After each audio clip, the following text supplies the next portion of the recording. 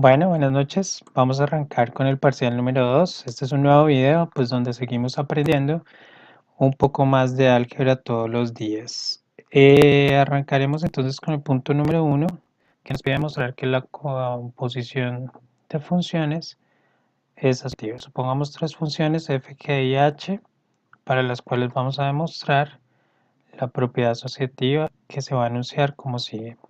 Entre paréntesis f compuesta de g y esta función compuesta de h, y acá tenemos f compuesta de la posición de g compuesta de h. Bueno, pero para hacer esta demostración pues no vamos a partir de la igualdad, sino vamos a suponer que esto es diferente. Si mostramos que lo que está a la izquierda es el lado derecho, es igual a lo que está al lado derecho, pues llegamos a una contradicción, lo que quiere decir que esta igualdad sí se cumple. Entonces vamos a arrancar. Acá pinto la parte izquierda en rojo porque la voy a utilizar más adelante, y en la parte derecha estoy escribiendo la composición de funciones g y h de manera explícita para que veamos esta parte de la izquierda, perdón, a la derecha. Ahora, tomar la parte de la izquierda, le voy a hacer un tratamiento a la izquierda en este lado. Entonces tenemos que f compuesta de g compuesta de h se puede escribir como sigue: f compuesta de g de x y esta parte compuesta de h de x.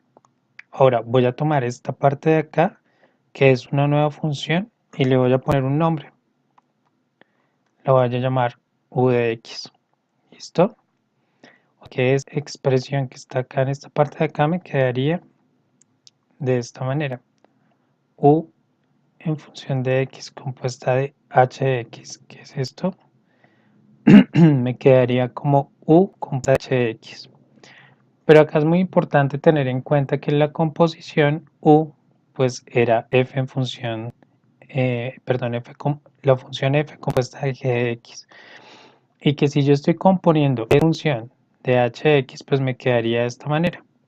¿Listo? La idea era mostrarlo de manera más explícita. Pues tendría a la izquierda f compuesta de g y g compuesta de h de x, y a la derecha, en este pasito, escribo esto de manera explícita, quedaría f compuesta de g de h de x. Pues si nos fijamos al lado izquierdo y al lado derecho tenemos exactamente lo mismo, llegamos a contradicción, o sea, esto no es diferente, es igual, por lo que se demuestra la composición de que la composición de funciones es asociativa. Bueno, ahora vamos con la segunda parte o el segundo punto, donde nos piden que expresemos la composición de funciones de polinomios de grado 2 en términos de los coeficientes de los polinomios. Entonces suponemos dos funciones f y g, cada una de grado 2. Entonces a sub 2, x elevado más a sub 1, x más a sub 0, y de manera análoga para g en función de x con coeficientes b sub 2, b sub 1 y b sub 0. La composición pues se define como f compuesta de g de x. Entonces lo que vamos a hacer es componer nuestra primera función, nuestra segunda función. Y acá, entonces donde aparecía x al cuadrado, pues componemos, hacemos la composición de funciones. Nos aparece esta cantidad en esta parte de acá, a sub 1 producto de esta cantidad por la composición más el término independiente. Listo. Ahora lo que vamos a hacer es aplicar propiedad distributiva, es decir, vamos a multiplicar b sub 2 x a la 2 más b sub 1 x más b sub 0 por sí mismo. Y pues eso nos va a arrojar 9 términos que vamos a escribir de manera simplificada en el siguiente polinomio. ¿De dónde nace? Pues todos estos términos, revisemos simplemente que este término se multiplica por sí mismo y nos quedaría b sub 2 por x a la 4. Este término multiplica a este, que es este término que está acá, b sub 2 por b sub 1 por x a la 3. Este término multiplica a este, b sub 2 por b sub 0 x al cuadrado. Ahora, si se dan cuenta, acá está el x al cuadrado, factor de b sub 2, b sub 0 multiplicado por 2, lo que quiere decir que este término va a salir dos veces y ya va a mostrarlo ahora. Ya hicimos el producto de este por estos tres. Ahora vamos con este. B sub 1x se multiplica por B sub 2x a la 2 y eso nos queda b sub 1 por b sub 2 x a la 3. Acá también está dos veces, ya vamos a ver de dónde sale. Multiplicamos por sí mismo b sub 1 por b sub 1 por b sub 1x por b sub 1x y nos queda b sub 1 al cuadrado x al cuadrado. Por eso está este término acá. Nos falta saber de dónde sale el 2, ya vamos por ahí. Y luego b sub 1 x por b sub 0. ¿Qué nos quedaría? B sub 1 x por b sub 0. Luego multiplicamos b sub 0 por b sub 2x al cuadrado. B sub 0 por B sub 2x al cuadrado es el otro término que aparece acá. B sub 0 por B sub 1x, que es el otro término que aparece acá. Y B sub 1 por, perdón, B sub 0 por B sub 0, que es B sub 0 al cuadrado. ¿Listo? Entonces, así pues nos nace este de acá, que sería este por este, que nos daría el cubo, y este por este, que nos da el otro cubo, este es el 2. Y a sub 1, pues factor de acá. Para continuar con el ejercicio, vamos a aplicar la distributiva de la multiplicación nuevamente. Y este término multiplicaría todos los términos que están acá, pues acá se puede dar el sub 2, factor de todos ellos, hasta el último término. ¿Listo? Acá lo incluimos dentro de la multiplicación. Y ahora a sub 1 por cada uno de estos términos que están acá, como se ilustra en esta parte. Bueno, vamos a la siguiente. Retomo este producto que ya lo habíamos explicado. Y lo único que vamos a hacer es aplicar la regla o ley asociativa. ¿Listo? Este es el único término que tiene como indeterminada x a la 4. Acá también tenemos únicamente uno que tiene x al cubo. Sin embargo, para x al cuadrado tenemos estos dos términos más este que está acá, que se ve acá. ¿Listo? Ahora, para el coeficiente x, para la indeterminada x tenemos estos dos que se ven acá asociados, más el término independiente, y esta sería la composición de funciones en términos de los coeficientes de a y b. Bueno, en la parte del parcial número 1 nos pedían que demostráramos que la composición de funciones asociativas, sin embargo, no es conmutativa. Entonces, en este caso basta comprobar con un solo ejemplo que no se cumple, y de esa manera sabremos que la propiedad no es conmutativa. Yo decidí arrancar pues mostrando que si posee dos funciones, f en función de x igual a x más 1 y g en función de x igual a bx menos funciones polinómicas, hablando de polinomios. Entonces, mostrar que la composición de estos polinomios no es conmutativa. Si llegase a ser conmutativa, pues no querría decir que esto se cumple, ¿cierto? Si llegase a ser conmutativa, tendríamos que mostrar que efectivamente en general esto se cumple. Pero como queremos mostrar que esto no es igual, basta comprobar que un ejemplo nos lleva a una falsedad, y con eso tendríamos para mostrar que esto no es igual. Entonces f compuesta de g de x nos quedaría a factor de bx menos 1, porque la estamos componiendo. Si aplico la distributiva me quedaría a bx menos a más 1. Y ahora revisemos cuánto es g compuesta de f. G compuesta de f de x nos quedaría b factor de ax más 1 más 1. Y cuando aplicamos la distributiva nos queda a bx más b más 1. Claramente estas dos expresiones son diferentes porque este término que está acá y el término que está acá, a pesar de ser constantes, primero son diferentes en signo y segundo son diferentes en valor, lo que no nos lleva a dos expresiones equivalentes o iguales, que es en este caso el signo que se trabaja, lo que nos lleva a mostrar que estas dos cosas, la composición no es conmutativa. Bueno, para nuestro punto 3 vamos a utilizar el criterio de las raíces racionales, que se enuncia como se está mostrando acá en esta parte de acá, donde C y D pertenecen a los racionales, C y D son primos relativos, y si son la raíz de cualquier polinomio que pertenece a los enteros, entonces C divide A sub 0 y D divide A sub n. ¿Vale? Para nuestra demostración suponemos entonces que tenemos este polinomio. La idea es mostrar que si A es una raíz de A es raíz de este polinomio, entonces su recíproco 1 sobre A es raíz de su polinomio recíproco. Bueno, suponemos un polinomio con coeficientes b, desde b sub n hasta b sub 0, y A va a ser de la forma c sobre d, con c de enteros primos relativos, y decimos que c sobre d es raíz del polinomio solo si c divide a b sub 0 y d divide a c sub n. Así vamos a evaluar c sobre d en nuestro polinomio y nos quedaría de esta forma. Pero como estamos buscando las raíces, entonces vamos a igualar a 0 f en función de c sobre d y nos quedaría de esta manera. Si multiplicamos esta ecuación que tenemos acá por d a la n, pues a la derecha nos da 0, y acá tendríamos por d a la n, en este caso por d a la n menos 1, en este caso por d a la n menos 2, en este caso por d a la n menos 3, y así sucesivamente.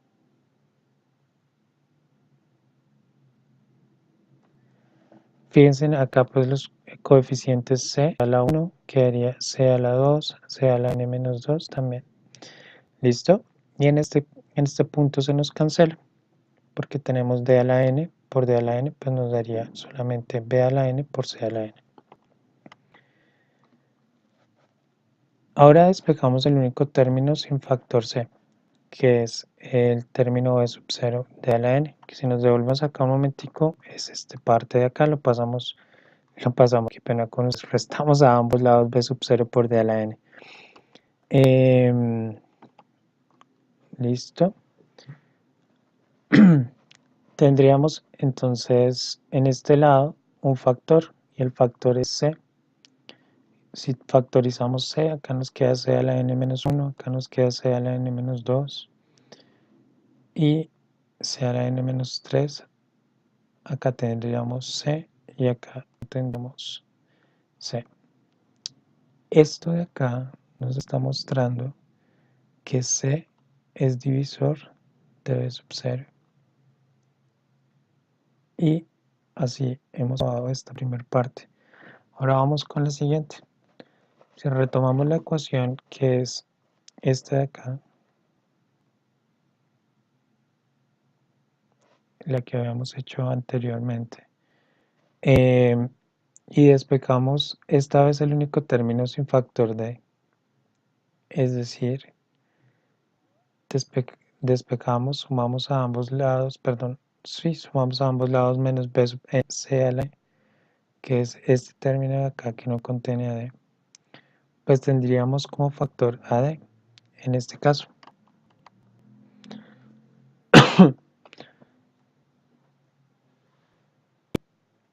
Nos quedaría que d divide a b sub n. Ahora, vamos con la otra parte. Pues supongamos que es mi polinomio recíproco, ¿cierto? Entonces estoy haciendo la inversión de los términos, perdón, de los coeficientes. Y pues si estamos hablando de recíproco 1 sobre A, eso es lo mismo que escribir, en el caso de que A sea C sobre D, 1 sobre A sería D sobre C, con D y C enteros primos relativos.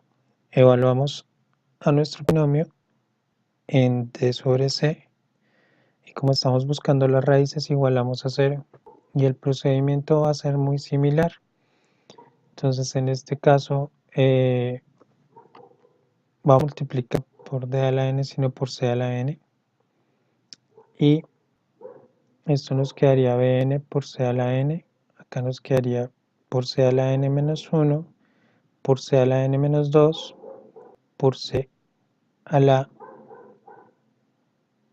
multiplicamos por c a la n, pues nos quedaría c a la 2 por c, y acá este término nos queda independiente. Si despejamos el único término sin factor d, es decir, este de acá, restando a ambos lados o sumando menos b a la b sub n, c a la n, entonces nos quedaría esta expresión. Y si nos fijamos en todos estos términos, tenemos como factor a d, o sea que d quedaría factor de esta expresión, y eso quiere decir que d divide a b sub n. Ahora, retomamos la ecuación que habíamos deducido anteriormente, pero en este caso vamos a despejar el único factor que no tiene c, esto es este término de acá. Para eso vamos a sumar a ambos lados su opuesto aditivo y nos quedaría esta expresión donde todos comparten un c. Como es factor común, nos quedaría la ecuación de esta manera y eso concluye que c divide a b sub 0, por lo tanto pues son raíces. Listo, ya demostramos en el punto 3 que si un número racional a es raíz de un polinomio, entonces 1 sobre a es raíz de su polinomio recíproco. Ahora pues en el siguiente punto del parcial nos pedían mostrar si era posible que este polinomio se expresará como producto de dos polinomios de grados menores. Entonces lo primero que vamos a hacer es su recíproco. Hacemos la inversión de los coeficientes y así nos queda menos 1t al cubo menos 6t más 8. Si factorizamos menos 1, acá expresado como únicamente el signo, nos quedaría t al cubo más 6t menos 8. Y si aplicamos el criterio de Eisenstein, que dice que si existe un primo p tal que p divide a sub 0, p divide a sub 1 y p divide a sub n menos 1, y también que p no va a dividir a sub n y que p cuadrado no divide a sub 0, se dice que un polinomio cuyos coeficientes no son nulos, son primos relativos, la articulación del lenguaje es irreducible en los racionales. Entonces, pues el criterio de Eisenstein nos muestra las condiciones para decir si es reducible o es irreducible. Pues en el caso de que se cumplan estas condiciones, tenemos que es irreducible. Entonces en este caso sabemos que p es igual a 2, o sea, suponemos un primo cualquiera, en este caso escogimos, y pues p al cuadrado divide a menos 8. Entonces en este caso el polinomio es reducible. Si aún si no lo hubiésemos factorizado, divide a 8. Ahora, si hablamos de las raíces, pues podríamos irnos a la parte de la división sintética, ¿sí? Si suponemos que este número tiene una raíz, en el caso de usar el criterio de las raíces racionales, que sea que c sobre d se divide a b sub 0 y d divide a b sub n, pues tendríamos estas raíces que son más o menos 1 para c, y para d tenemos más o menos 1, más o menos 2, más o menos 4 y más o menos 8. Por lo que c sobre d nos quedaría más o menos 1, más o menos un medio, más o menos un cuarto y más o menos un octavo. Cuando evaluamos el polinomio en estos valores no tiene 0 en ninguno de los casos, por lo que no tenemos tampoco raíces racionales. Y mostramos pues que el polinomio se puede escribir como el producto de dos polinomios con coeficientes menores. Bueno, y ahora vamos a finalizar con el punto 5 del parcial, donde nos están preguntando acerca de los polinomios aritméticos, que lo vamos a escribir entre comillas, Y pues dice que en el contexto que venimos trabajando en ese sentido hablar de polinomios aritméticos, o perdón, resolver. Y entonces esta palabra resolver la voy a tomar en dos sentidos para explicar por qué no es posible resolver un polinomio aritmético. Si suponemos un polinomio aritmético no se puede resolver, acá puse, debía haber puesto entre comillas que solo se simplifica.